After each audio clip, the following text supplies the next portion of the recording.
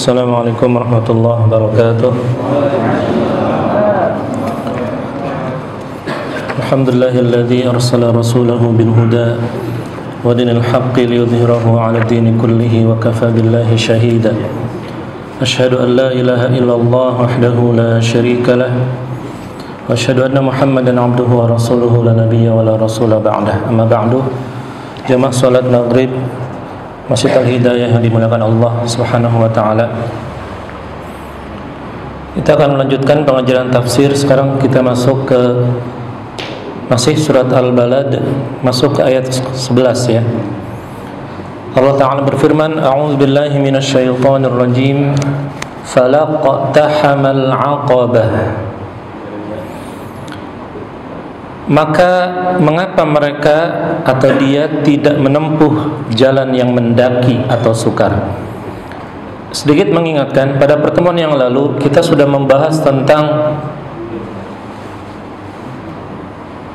peringatan atau Allah mengingatkan manusia bahwasanya Allah memberikan dua mata, satu lisan, dua bibir, dan Allah menunjukkan jalan kebaikan dan mana kejahatan.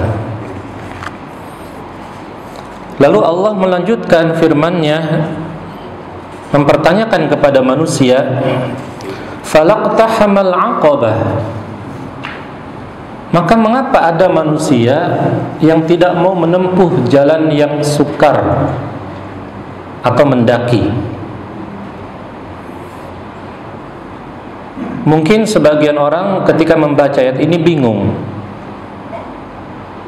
Apa maksudnya 'aqabah?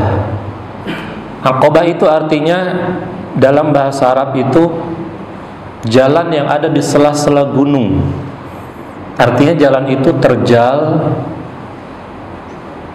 penuh bebatuan, dan sulit untuk ditempuh. Ya, seperti orang mau mendaki gunung. Tetapi Allah mempertanyakan, maksudnya apa Aqabah ini? Kenapa umat Islam atau orang beriman justru harus menempuh jalan yang sulit ini? Nah, jadi gini jamaah yang Allah muliakan, sebelum kita analogikan dengan Al-Quran dan hadis, kita analogikan dulu dengan pendekatan yang lain. Contoh, antum misalkan berat badannya berlebih atau obesitas. Menurut ilmu kedokteran, ini membahayakan kesehatan. Itu jalan yang mudah tuh buat gendut.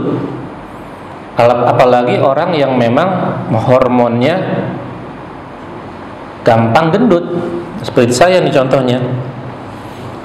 Makan sedikit aja gampang gendut. Ada orang yang makan banyak gak gendut-gendut, itu hormonnya beda. Tapi ada orang yang modelnya rata-rata, ketika orang sudah mencapai umur 30 tahun ke atas, metabolismenya menurun sehingga gampang gemuk. Artinya buat makan apa aja gampang. Itu jalan yang mudah. Tapi ujungnya berdampak kepada penderitaan, penyakit. Terus gimana Ustaz biar sehat? Tempuh jalan yang sulit. Orang berpikir, ngapain hidup udah susah, tempuh jalan yang susah. Tapi justru itu pahit di awalnya, manis di akhirnya. Mau makan, apalagi yang udah punya penyakit hipertensi, diabetes, kolesterol, harus dijaga. Sulit mungkin, keinginan kita pengennya minum es, manis, lemak-lemak. Tapi apa daya, sudah mulai harus dikontrol makanannya. Apalagi orang yang sudah gendut, harus sudah mulai diet. Susah memang di awal, sulit, tapi akan manis. Karena masalah kita hari ini bukan kekurangan makan, tapi kelebihan makan. Zaman tahun 60-an, 70-an, bahkan sampai tahun 80-an, itu masalahnya kekurangan makanan di dunia. Makanya banyak yang kelaparan. Dulu di Cina itu banyak yang kelaparan, apalagi di Somalia. Sekarang masalahnya bukan kekurangan makan, kelebihan makan, apa aja dimakan. Maksud saya, analoginya ini adalah dalam masalah dunia saja, menempuh jalan yang tidak enak bagi jiwa kita itu ternyata baik untuk kehidupan kita. Obat mana ada yang manis? Mungkin obat madu, obat sirup anak mungkin ya. Rata-rata obat pahit, tapi justru itu menyehatkan. Jamu juga sama, herbal juga sama. Demikianlah dalam masalah akhirat, dalam masalah agama. Ternyata untuk mencapai kebahagiaan hakiki di akhirat harus kita menempuh jalan yang sulit dulu. Dan ini seakan-akan memang sudah sunnatullah. Mau sukses ya harus menempuh jalan yang sulit dulu. Kecuali bapaknya konglomerat, itu pun gak banyak. Kebanyakan menengah ke bawah.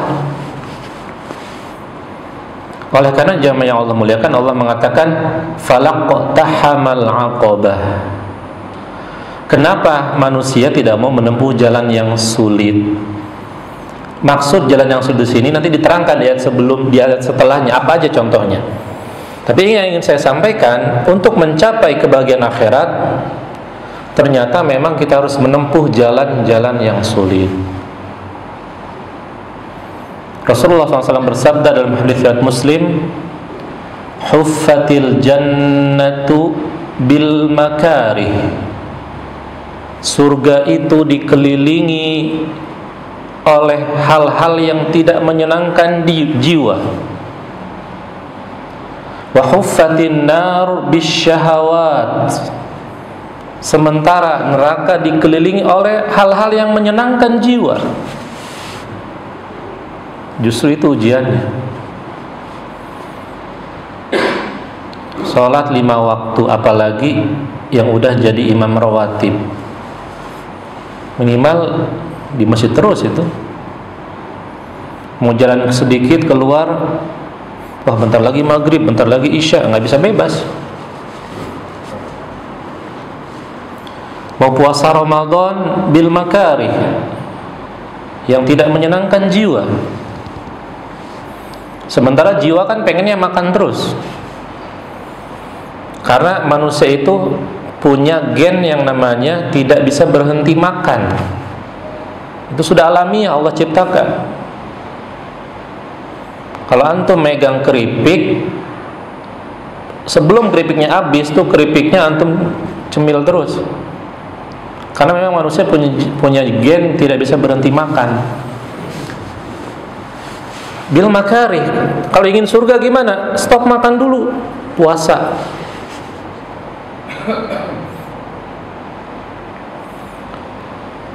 Apalagi ibadah haji, tenaga, harta dan lain-lain.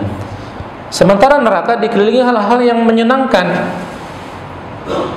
Makanya lihat orang-orang kafir, nggak ada rules, nggak ada peraturan seperti di dalam agama Islam.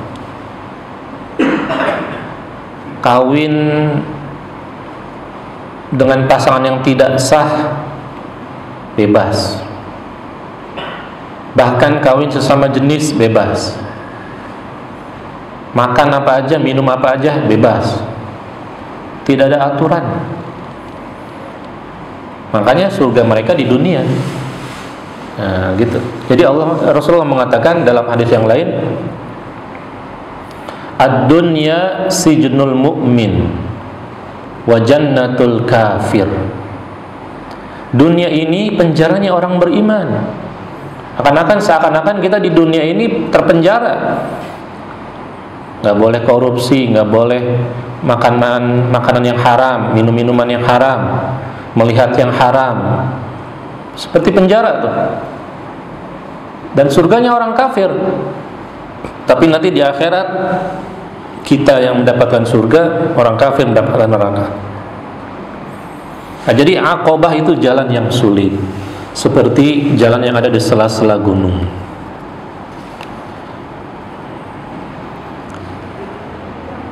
Apa aja jalan yang sulit itu jamaah yang Allah muliakan? Allah contohkan di ayat setelahnya, wa ma adraka mal aqabah. Tahukah kamu apa yang dimaksud jalan yang sulit itu?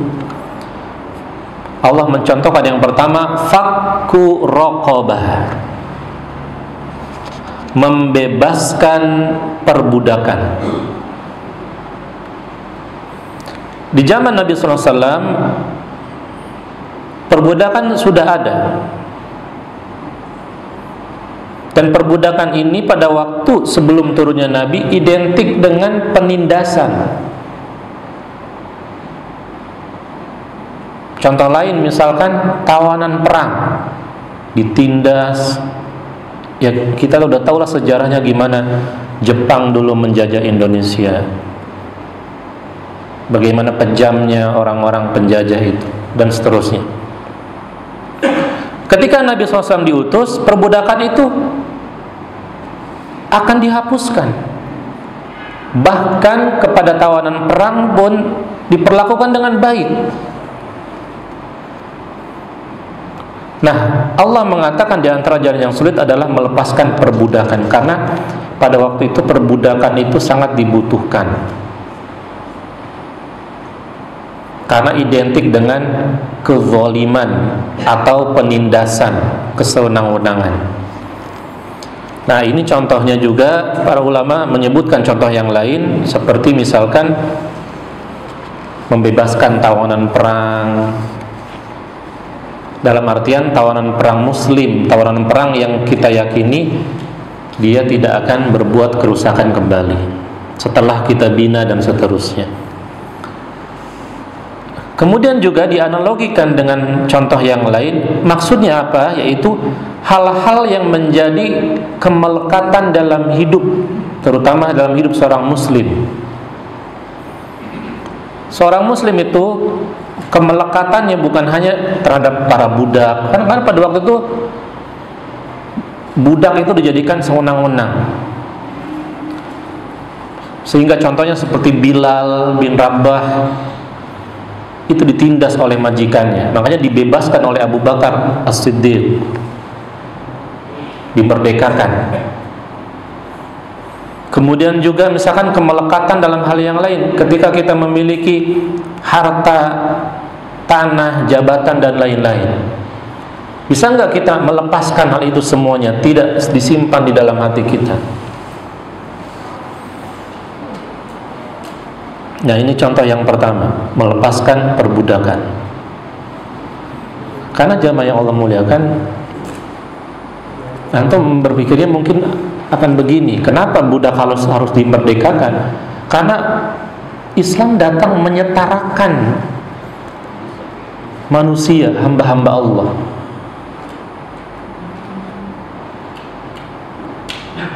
Islam ingin menyetarakan hamba-hamba Allah. Tidak ada bedanya antara tuan dengan budak di hadapan Allah.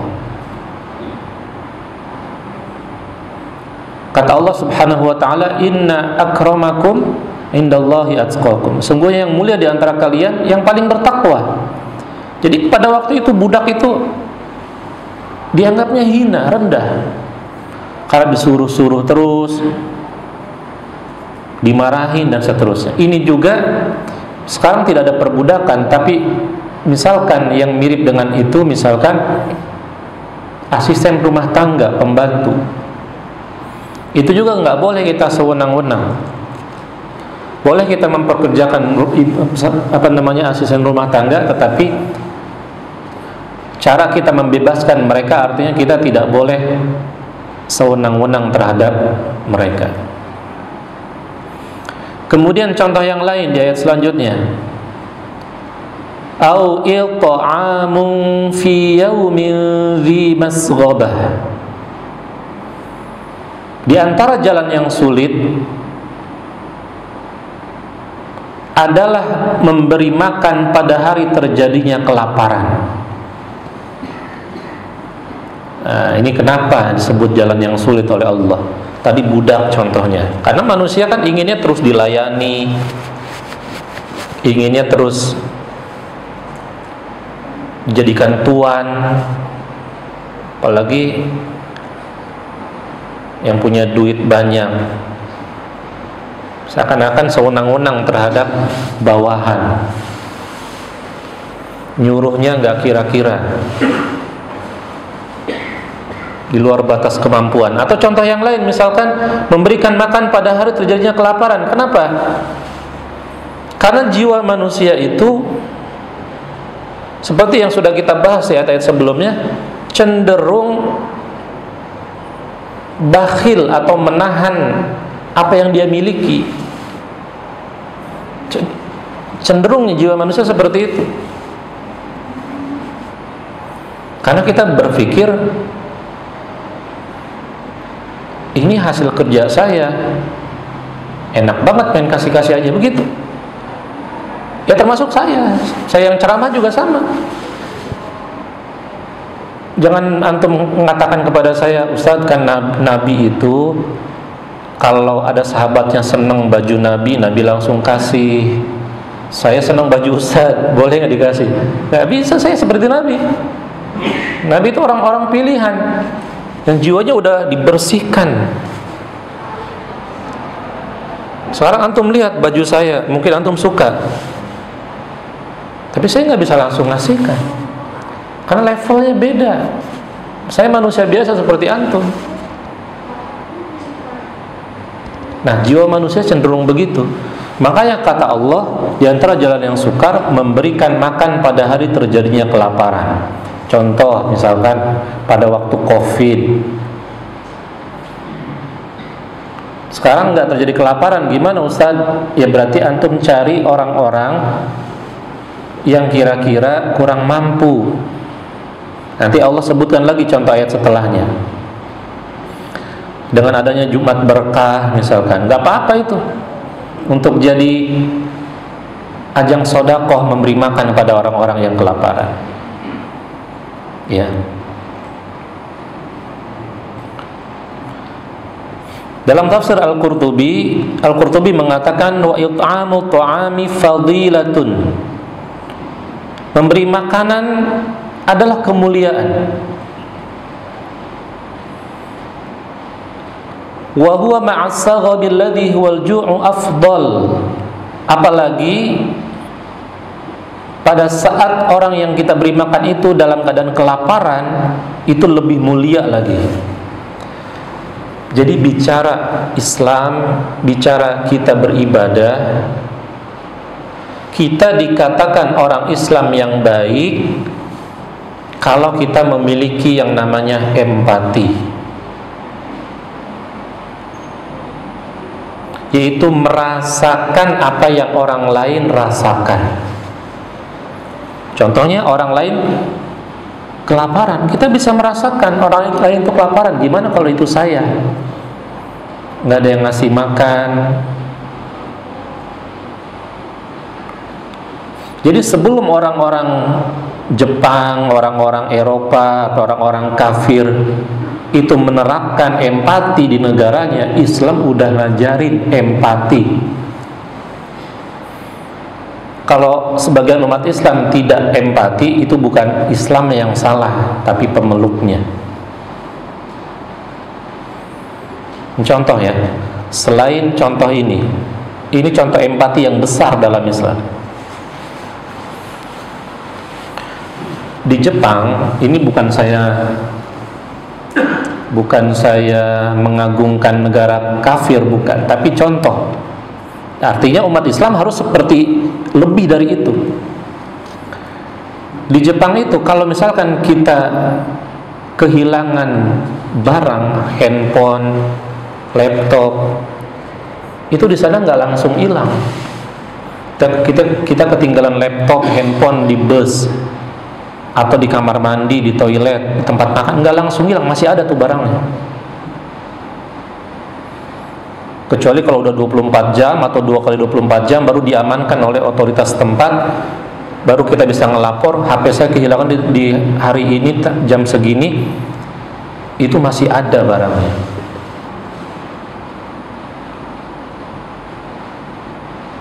Tapi kan dia kafir, Ustaz, kok dia tahu untuk berempati. Diajarkan dari kecil, kalau kamu kehilangan handphone, diambil orang, kamu sedih nggak? Sedih. Orang lain juga begitu. Kalau kamu ambil handphonenya, dia juga sedih. Nggak bisa ngabarin keluarganya, dan seterusnya.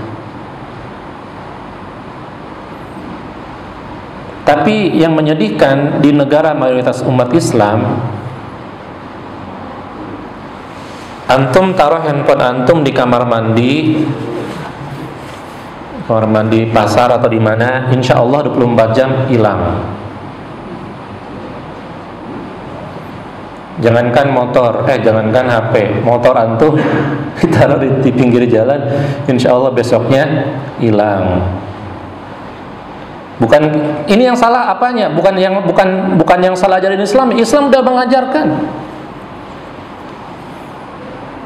Yang salah sebagian umat Islam yang tidak dilatih dari kecil. Apa kata Rasulullah SAW dalam hadis yang lain? La yu'minu ahadukum hatta yuhibba li akhihi ma yuhibbu li nafsihi. 14 abad lebih yang lalu, sebelum Jepang seperti sekarang. Jepang dulunya juga bobrok gitu. Ternyata Islam sudah ngajarin, apa kata Nabi? Tidak sempurna keimanan salah seorang di antara kalian sampai kalian menyukai apa yang saudara kalian sukai. Saudara kalian seneng kalau dikasih senyuman, maka kita harus senyum kepada dia. Sebagaimana kita juga senang kalau disenyumin orang. Kita tidak senang dicubit, maka kita juga jangan nyubit orang. Kita senang pendapat kita dihormati orang, maka hormati juga pendapat orang. Kita tidak senang barang kita diambil, maka jangan ngambil juga barang orang. Islam sudah mengajarkan. Masalahnya dilatihnya dari kecil, dididiknya dari kecil. Nah, itu contoh empati. Oleh karenanya jamaah yang Allah muliakan, dalam Islam hal-hal baik itu dianjurkan dari kecil. Antum sudah belajar tafsir dari surat An-Nas sampai Al-Balad sekarang, belum tentu antum bisa amalkan kalau tidak dilatih. Dan latihan terbaik itu dari kecil. Percuma ustadz ngasih nasihat 1000 kali, jangan mencuri, jangan mencuri, jangan mencuri, jangan mencuri, tetap sandal masjid ada yang hilang Jumatan. Tetap kalau antum melihat ada uang di jalan 1 juta, mikir-mikir tuh, lumayan ini buat beli beras misalnya. Jadi bukan nasihat penting, tapi saya ngisi pengajian 1000 kali pun kalau nggak dilatih, tidak akan berdampak baik atau maksimal. Rasulullah SAW bersabda dalam hadits riwayat Abu Dawud, muru auladakum bis salati wa hum abna'u sab'i sinin. Kata Nabi, perintahkan anak-anak kalian, biasakan anak-anak kalian. Lihat, perintahnya dari kecil, disuruh membiasakannya dari kecil. Untuk apa? Untuk sholat. Sementara mereka baru berumur 7 tahun. Sebagian ulama menyebutkan ini bukan cuman perintah sholat, sholat perwakilannya, karena pokok kebaikan dari sholat. Selama antum masih sholat, insya Allah walaupun masih berbuat maksiat, antum masih ada elingnya. Tapi orang kalau nggak sholat sama sekali, susah untuk sadarnya. Rasulullah memerintahkan, perintahkanlah anak kalian sholat dari umur 7 tahun. Kenapa jamaah yang Allah muliakan? Anak kalau dilatih dari kecil umur 7 tahun, dilatih sholat, insya Allah 99% udah gedenya dia akan menyesal meninggalkan sholat satu waktu sekalipun, karena udah dilatih dari kecil. Anak yang udah dilatih dari kecil menggunakan mukena, jilbab, insya Allah dia akan mikir 1000 kali mau melepaskan jilbabnya, kan sangat merasa berdosa. Ya antum aja nih sekarang, apa antum gak melalui proses latihan bisa sholat 5 waktu di masjid? Latihan itu. Terkadang ada rasa malas, aduh malas nih, hujan lagi, subuh-subuh dingin, paksain sekali 2 kali, berat. Jadi ringan, terbiasa. Akhirnya sekarang mau meninggalkan sekali aja merasa berdosa. Latihan. Jadi Islam itu mengajarkan latihan dari kecil untuk berempati, untuk berbuat baik, begitu. Jadi kalau udah gede susah. Antum mau pasang spanduk di pinggir kali, jangan buang sampah sembarangan, yang buang sampah mati. Tetap aja tuh sampah masih banyak nanti di sungai. Kenapa? Empatinya kecil, sedikit, nggak dilatih. Antum pernah lihat ada orang bodoh ketika lampu merah masih maju. Lampu merah nih, mau di Jakarta, mau di sini, mau di Plaza, udah lampu merah masih maju. Kan ini mobil maju lewat sini nih, lampu merah masih maju, nerobos. Ini contoh orang yang tidak dilatih berbuat baik, tidak punya empati. Kenapa? Bukan cuma mencelakakan dirinya, tapi juga orang lain. Islam bagaimana? Taati peraturan. Lampu merah, berhenti. Suruh pakai helm. Begitu. Nah, jadi ini, kalau lihat orang Jepang misalkan begitu, bukan berarti orang Jepang nggak ada yang penjahatnya, juga ada. Cuman maksudnya kita orang Islam jangan kalah. Ini udah ajaran, ini Islam udah ngajarin. Jepang tuh baru kemarin begitu. Islam udah ngajarin semenjak 14 abad lebih yang lalu. Makanya luar biasa. Kalau kita baca sejarah Islam, di sejarah keemasan Islam tuh luar biasa, subhanallah. Apalagi kalau kita baca pemimpin seperti Umar bin Khattab, sejarahnya tidak tenang tidurnya manakala masih ada rakyatnya yang kelaparan. Tidak tenang tidurnya manakala masih ada jalan yang berlubang. Di daerah saya, jalanan sampai sekarang berlubang mulu tuh. Nggak tahu tuh lurahnya atau siapanya. Mau protes juga bingung kemana ya. Maksud saya pemimpin zaman dulu dengan zaman sekarang beda banget ya. Nah ini jamaah yang Allah muliakan. Memberi makan pada hari terjadinya kelaparan. Nah, ini bisa dipraktekkan oleh siapa? Oleh orang-orang yang imannya kuat, mengamalkan Islamnya kuat, sehingga ia tahu rasanya orang kelaparan gimana gitu ya.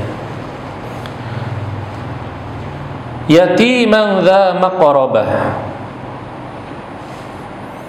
Kemudian Allah menyebutkan tadi yang pertama memberi makan pada orang yang kelaparan. Lalu Allah persempit lagi, yaitu utamakanlah orang yang dekat hubungan kerabatnya dengan kalian. Allah menyebutkan yang pertama yatiman, anak yatim. Dza maqrabah, yang memiliki hubungan kekerabatan. Di sini ada namanya skala prioritas. Jadi antum mau berbuat baik juga ada prioritasnya. Jangan sampai antum ngasih makan ke orang lain, anak sendiri kelaparan. Itu nggak benar juga. Tetap prioritas pertama keluarga antum dulu. Jangan sampai baik kepada orang lain tetapi pelit kepada istri sendiri, kepada temannya royal, mentraktir, kepada istri dan anaknya pelit. Itu salah. Walaupun perbuatan mentraktir itu baik, tapi skala prioritasnya salah. Berbuat baik kepada anak yatim orang lain yang tidak punya hubungan kekerabatan, bagus. Tapi ada anak yatim saudara antum, tetangga antum yang saudara antum abaikan, ini juga keliru. Makanya Allah mengatakan pertama yatiman dza maqrabah, utamakan dulu anak yatim yang memiliki hubungan kekerabatan. Kenapa? Karena nanti antum akan mendapatkan 2 pahala. Pertama pahala sedekah, yang kedua pahala silaturahmi. Karena kan hubungannya kekerabat, menyambung silaturahmi. Kalau orang lain tidak ada pahala silaturahmi, hanya pahala sedekah. Nah, baru setelah antum ngasih ke orang terdekat, barulah antum ngasih ke orang yang jauh. Nah, itu skala prioritas dalam Islam. Ya, kita percepat ya. Ini waktunya sempit nih sekarang. Kemudian au miskinan dza matrabah. Berinfak atau bersedekah juga, ini kan jalan yang sulit nih, tidak diinginkan oleh jiwa. Kadang kan jiwa pengennya kan dimakan sendiri, poya-poya sendiri, habisin sendiri.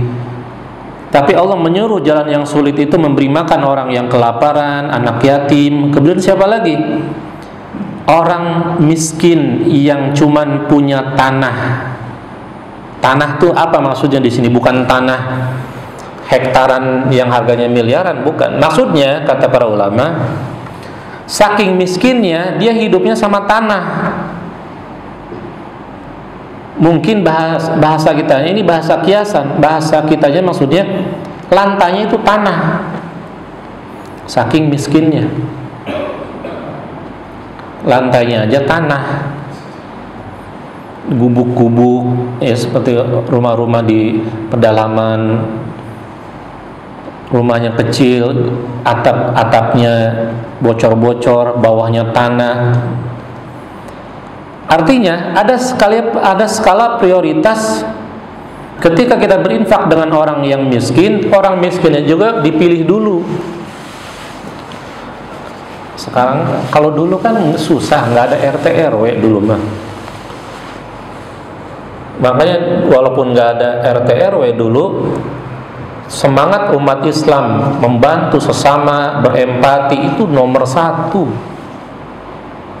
semangatnya. Tadi udah saya contohkan seperti Umar bin Khattab atau yang lainnya. Kalau diceritakan sejarahnya panjang banget.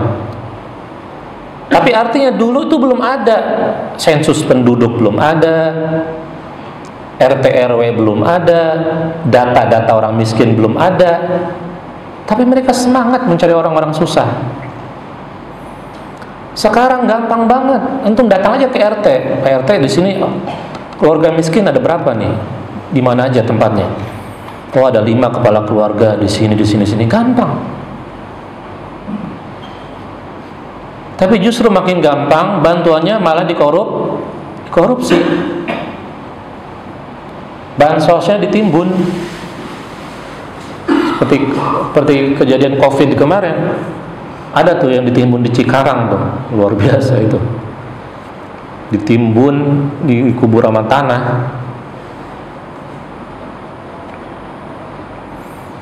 Jadi zaman sekarang luar biasa. Au miskinan dza matrabah. Orang miskin yang benar-benar fakir. Seakan-akan matrabah itu asal katanya dari turab, tanah. Maksudnya dia itu tidak memiliki apa-apa sampai-sampai dia beralaskan tanah. Bahkan ada yang tidak punya tempat tinggal sama sekali. Nah, itu yang didahulukan jamaah yang Allah muliakan. Baru kita mencari. Kalau di RT kita udah nggak ada itu, ya berarti cari yang di atas itu sedikit, yang kefakirannya lebih ringan dan seterusnya. Baik, kita azan dulu, baru habis ini kita tanya jawab ya. Demikian, silakan azan dulu. Allahu Akbar, Allahu Akbar, la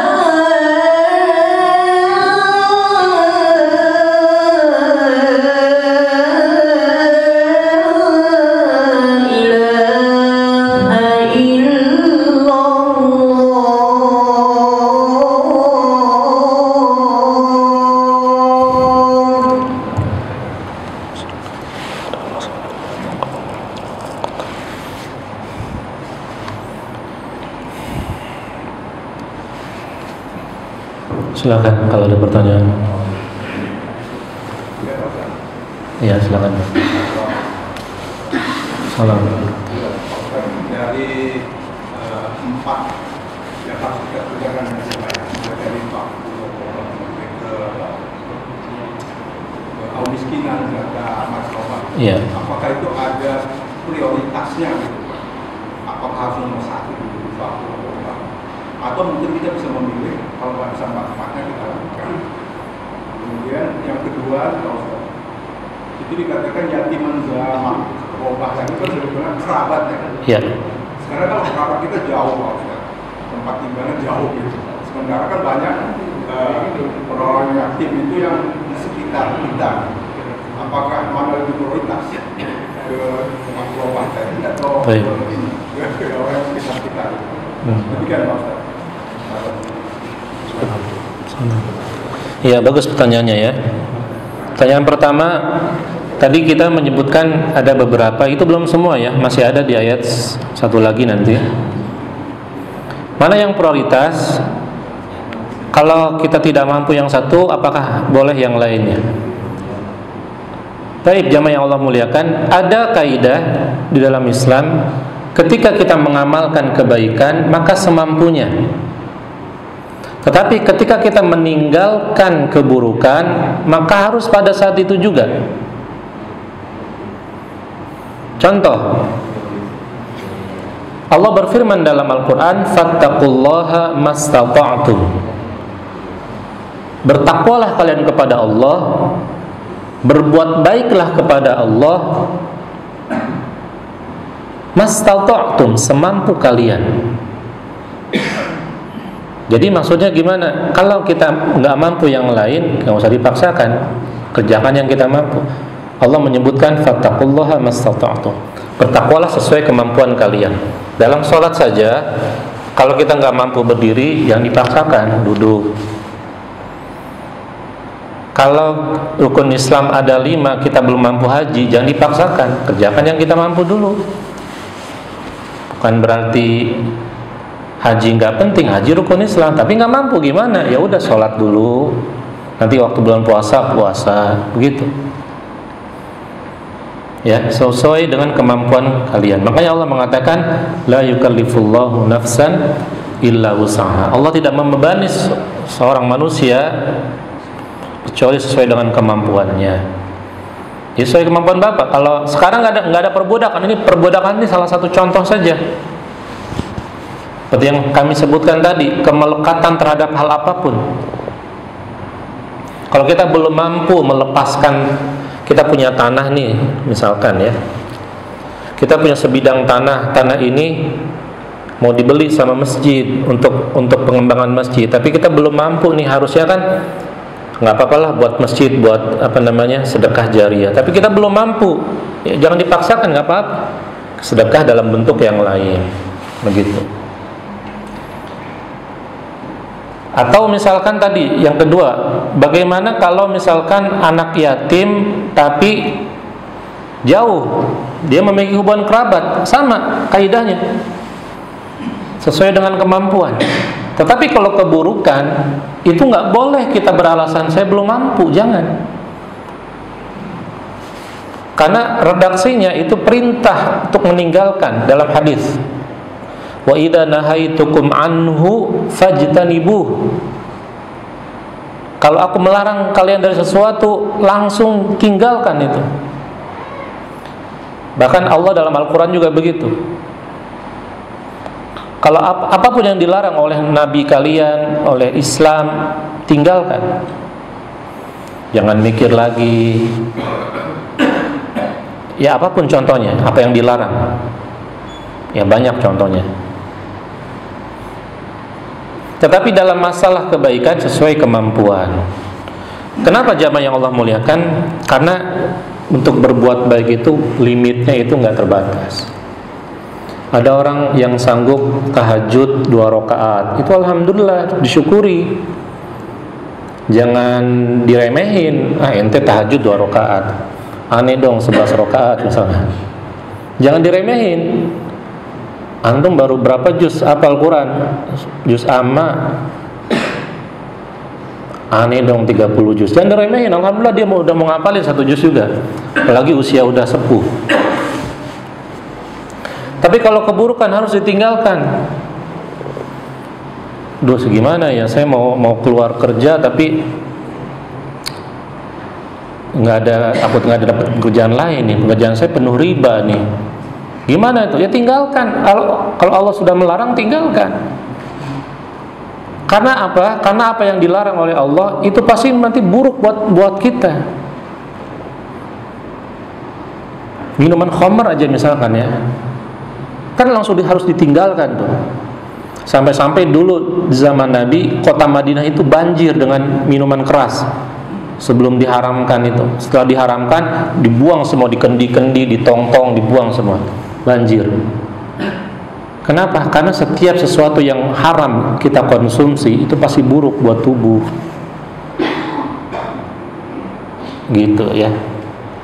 Dan makanya jangan pernah mencoba keburukan sekalipun. Kalau dokter bilangnya jangan mencoba yang manis sekalipun. Manis itu diliatin aja katanya. Ini dokter lagi mengedukasi pasien diabetes. Udah, yang manis-manis jangan dicicipi lagi, cukup diliatin aja katanya. Nah, kita umat Islam yang buruk-buruk jangan pernah dicoba sekali. Sekali nancep susah keluarnya. Tanya sama orang yang kecanduan narkoba, khamr, nggak usah narkoba lah, yang kecanduan rokok masih ada nggak di sini? Masih ada. Gampang nggak tuh ngelepasin rokok? Susah itu ngelepasin rokok. Makanya jangan coba-coba keburukan. Nyobain lah, gimana ya rasanya rokok? Nyobain. Jangan kecanduan. Apalagi ekonomi lagi sulit. Rokok sehari 3 bungkus, jangan. Nah itu Pak, jadi dalam keburukan harus segera ditinggalkan, kebaikan semampunya. Demikian juga dalam hal berbuat baik pada anak yatim. Sekarang ini Pak mudah, sesuai kemampuan. Bapak punya kerabat yatim tapi di Papua misalkan, gimana caranya Ustaz berbuat baik? Sekarang tuh bukan zaman dulu kalau mau ke Papua naik onta. Sekarang ada pesawat 3 jam nyampe. Nggak mau pakai pesawat, ada telepon aja udah. Ada transfer. Sekarang teknologinya udah maju. Tinggal telepon, Dek butuh apa? Oh, aku nggak punya seragam Om. Oh ya udah, ntar Om transfer ya. Tapi jangan sampai dimakan ibu kamu. Jadi zaman sekarang udah mudah Pak ya. Tinggal Bapak ada effortnya, ada usaha nggak ke situ. Kalau ada usaha, utamakan dulu yatim kerabat Bapak. Walaupun jauh, masih banyak cara.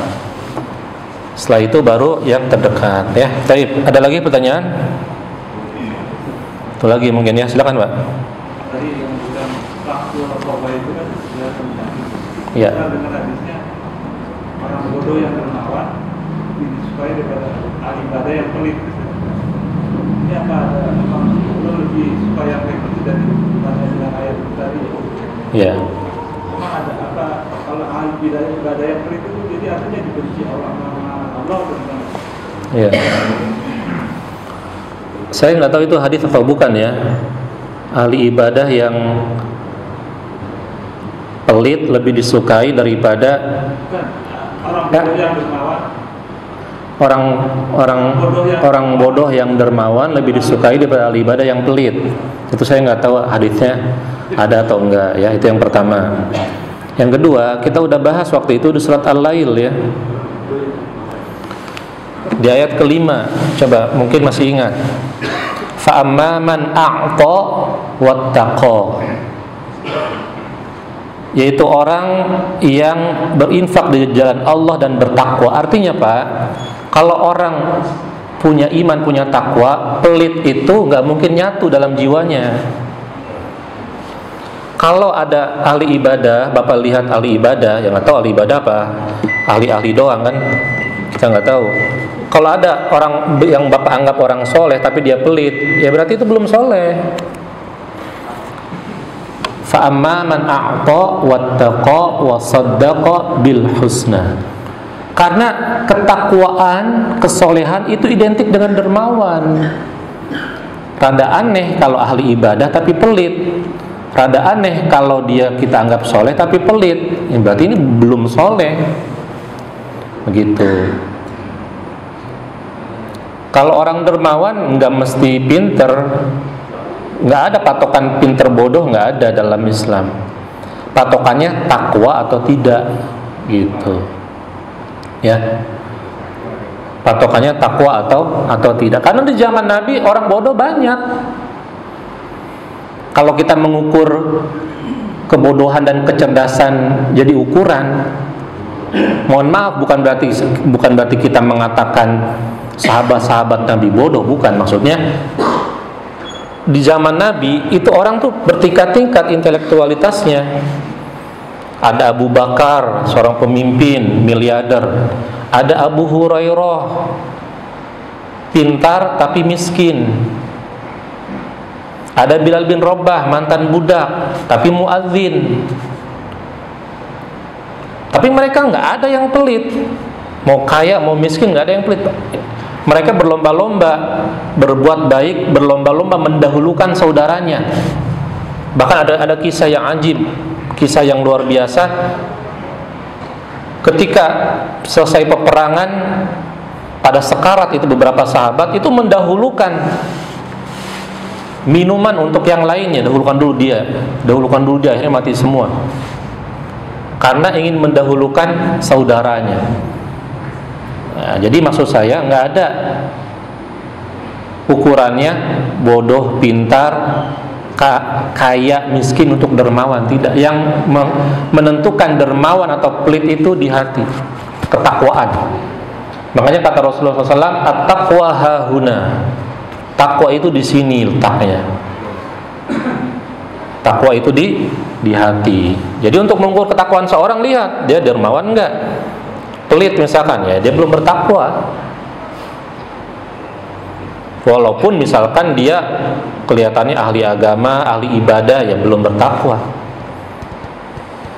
Atau misalkan ada, saya pernah memberikan contoh pada temuan yang lalu ya, pemulung misalkan ngumpulin duit buat kurban, ya jangan dianggap remeh itu pemulung, karena dia profesinya pemulung, dia dermawan itu, menunjukkan kesolehannya. Nah, begitu ya.